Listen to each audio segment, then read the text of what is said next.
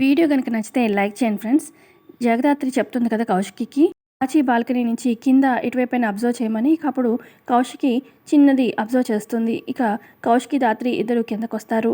ఇక జ్యువెలరీ బాక్స్కి సంబంధించిన చిన్నది ఒక పీస్ కనిపిస్తుందన్నమాట. కౌశికి దాత్రి కిందకొచ్చి అది చూస్తారనమాట. ఇక దాత్రి అది పట్టుకొని, ఇది జ్యువెలరీ బాక్స్కి సంబంధించిన దానిలాగా ఉంది.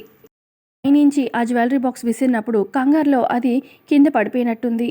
నిషిక లాకర్ నుంచి నెక్లెస్ తీసుకొచ్చే కంగారులో తన చేతుకున్న గోరింటాకు ఆ లాకర్కి అంటుకుంది. కాచి వాళ్ళు ఉంటున్న రూమ్కి ముందున్న బాల్కనీ డోర్ తగిలి కాచి చేతుకున్న గాజులు పగిలిపోయాయి.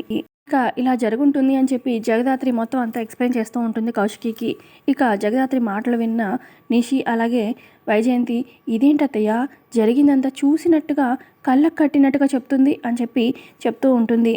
ఆ తర్వాత కౌశికి అలాగే దాత్రి ఇక అక్కడున్న నిషిక, వైజయంతి, కాచిబూచీలకి చెప్తారనమాట. చెప్పగానే వాళ్ళు ఏం మాట్లాడలేకపోతారు షాక్లో.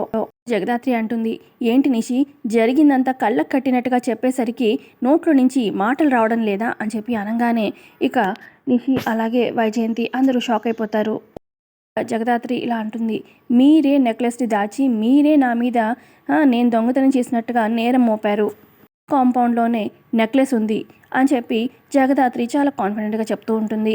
ఇక అదే టైంకి ఇక పోలీసులు కూడా రానే వస్తున్నట్టుగా చూపిస్తూ ఉంటారు. మరి ఏం జరుగుతుందో కమింగ్ ఎపిసోడ్లో కంప్లీట్గా తెలుసుకుందాం.